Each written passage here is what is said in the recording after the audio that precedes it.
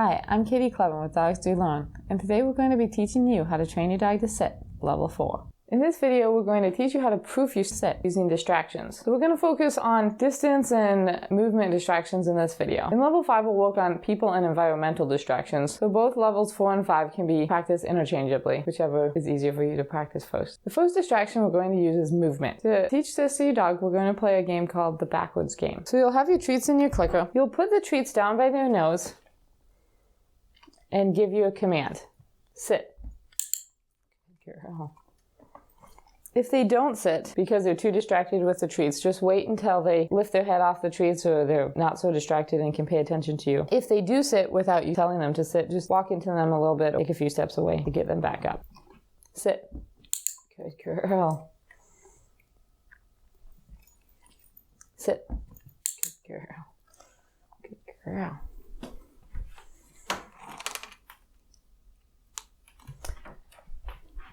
Once your dog can sit with the treats in front of their nose, you'll start to add movement by moving the treats back towards you just a little bit so your dog has to walk forward. Sit. Good girl.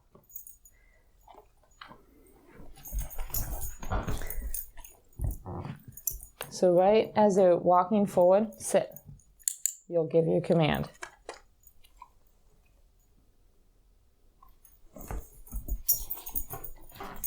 Sit. Good girl. And at the beginning, you can slow down. Sit. Sit. You can slow down the movements of the treat right before you give your command so that they have just a little bit of time to think about what you're saying. And as they get better at it, you'll speed up and continue walking as you say your command.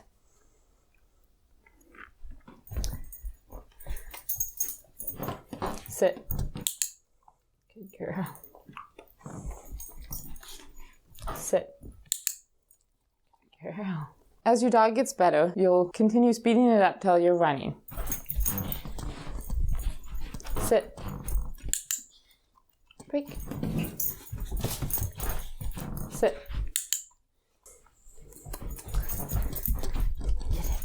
Sit. Good girl. Sit. Good girl. Break. Sit. So you see there I clicked when she laid down instead of sat, and that was my bad. It's up to you whether you want to give the dog a treat or not. I do either. As you're speeding this game up, if ever they stop sitting or they can't do it at that speed, just slow it back down until they do and stay at that speed for a little while and then start to speed it back up again. Our next exercise is asking them to sit when they're coming back to you after you've called them. So you'll start by throwing a treat a little ways away so that they run and get it. Ellie. Good girl. And if they don't come back to you, just call them back. Go get it. Good girl. Allie. Good girl. Sit. Good girl.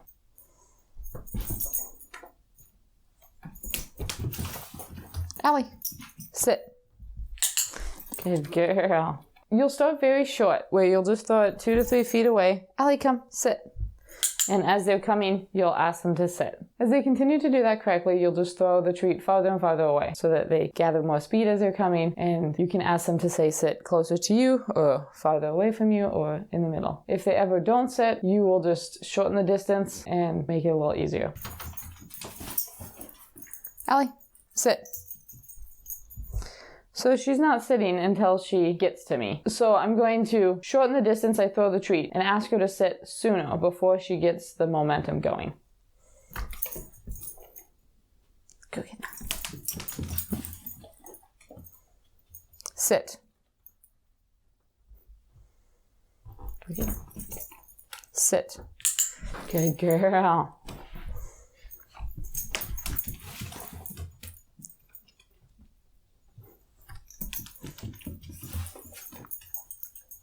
Sit. Another reason she's not sitting is because she wants to sit on the carpet. So if that's the case, you will move to where she doesn't even have the opportunity. So I'll move to the end of the carpet so that she has to sit on the floor. Sit. Good. So that she knows she can sit on the floor and it's not so hard. Sit. Sit. Good.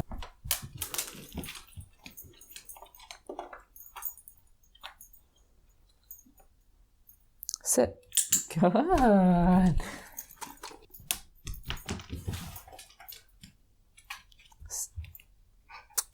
Come here. Yeah, you want this? Sit. Good. And once she's able to do it on the floor, you can move back a little bit to where you kind of started and see if she can do it now. Allie, sit.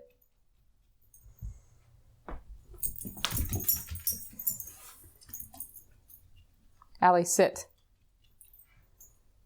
And if she can't, you just move a little bit easier. So not as easy as you made it the first time, but where it's a little closer to her.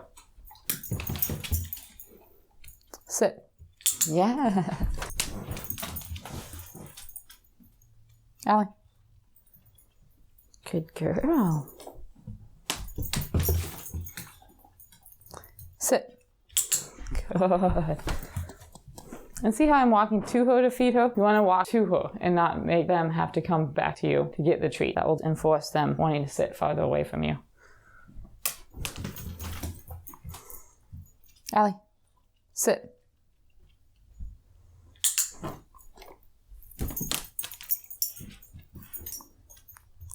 Allie, sit.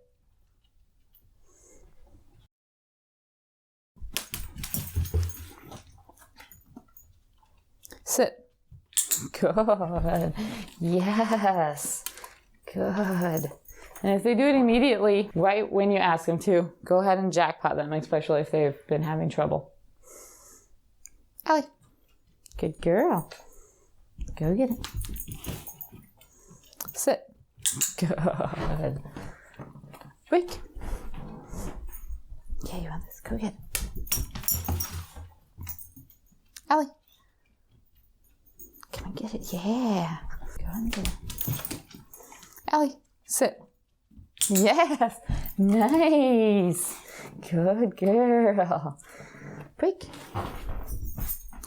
And you'll just continue lengthening the distance, and you'll also vary when you ask her to. You notice that I was mostly asking Allie right where she was having the hardest trouble. I was making that easier so that she would be able to sit where I asked her to. You'll just pay attention to where your dog is having trouble. If it's like right before they get to you, you'll practice that more than asking them to sit farther away. And if your dog is having trouble sitting farther away, then you'll practice that more and ask them to sit more times when they're farther away. Another good thing to practice with your sits is where they are in relation to you.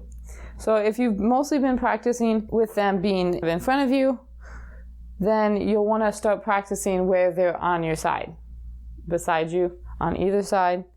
Also with you sitting, with you standing, with you kneeling, any position that you can think of to practice. Sit. Good girl. And if they're not in the position, like if you want to practice on the side, you can just use treats to get them beside you.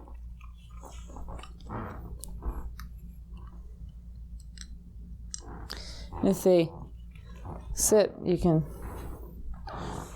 just kind of step into them beside them as well. Sit. Good girl.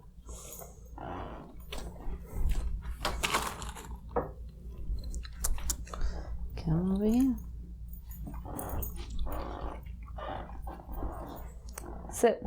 Good.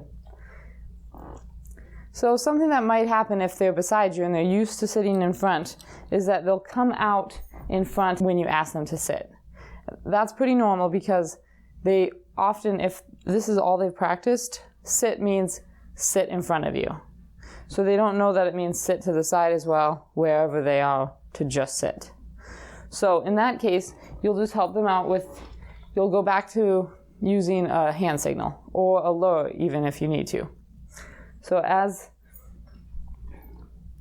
you say your command, sit, you'll use your hands, your treat low to keep them beside you and just help them out again so they get used to sitting a few times beside you. After you've done that a few times where you use the treat low to keep them beside you, you'll just use the hand without the treat. Sit. Good girl. And depending on how much they need help, you may need to bring your hand all the way down next to them to kind of keep them from swinging out. Or you can just kind of use your hand above them to help them. And then eventually you'll just say sit and do no hand signal. Another good thing to practice is you sitting on the ground or crouched. And if they sit when you get down here, then you'll just get them up. You can kind of walk into them with your knees, sit, and ask them to sit.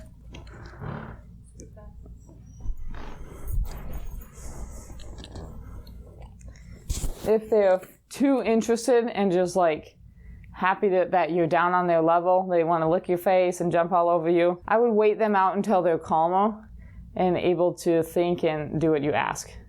If your dog is getting too excited that you can't even be down there, they're starting to hurt you, you can correct them until they are able to be calm enough to listen. And then once they're calmer, you can go ahead and ask them to sit. Sit. Good girl.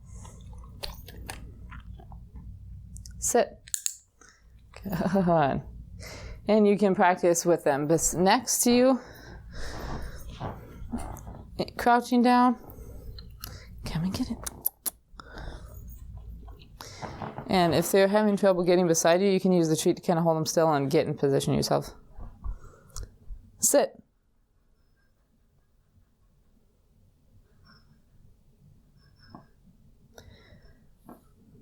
Sit. Good girl.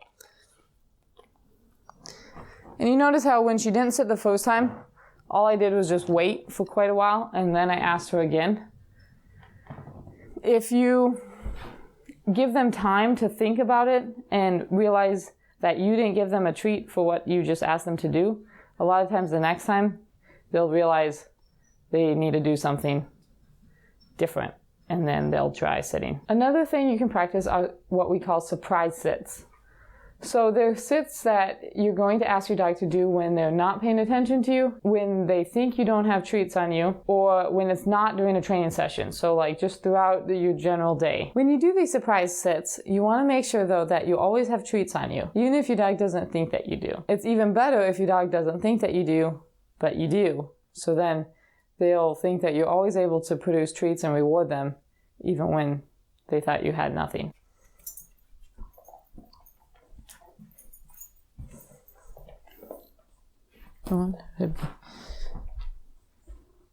Sit. Good girl. Sit.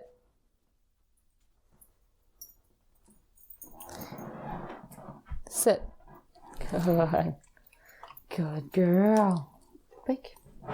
If they don't sit on your first try, then just get closer and make it easier. So if she hadn't sat when I had gotten right up in front of her, then I would have helped her out with my hand. And then as they get better at knowing that every time you say sit, you're going to help them do it, and then you're also going to reward them every time, they'll start to sit whenever you ask. Sit.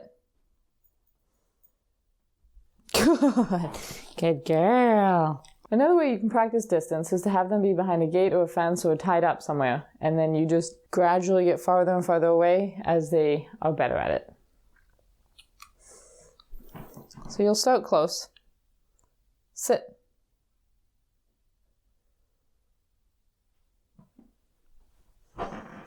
Sit. Good girl.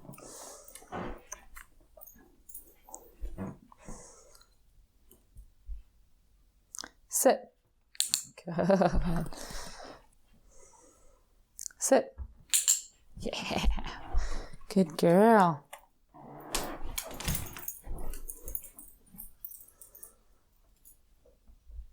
Sit.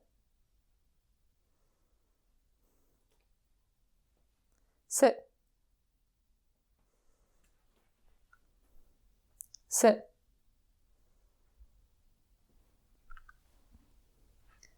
Sit. Good girl.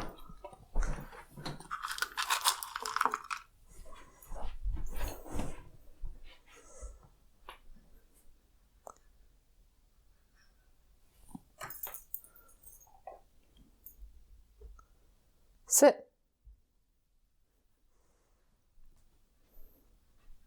Sit.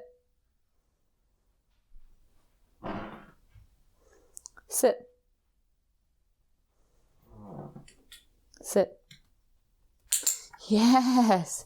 Good girl. Good girl. Sit. Oops.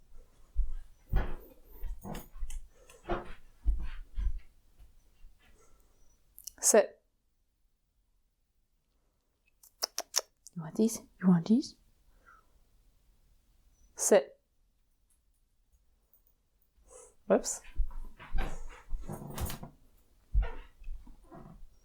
Sit.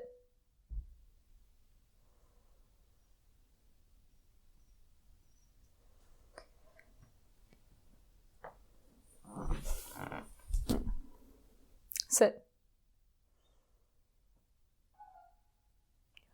You want that? Sit. Good girl. Sit. Yes. Break.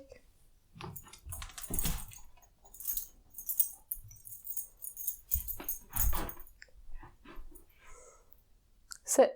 Yes. Good girl.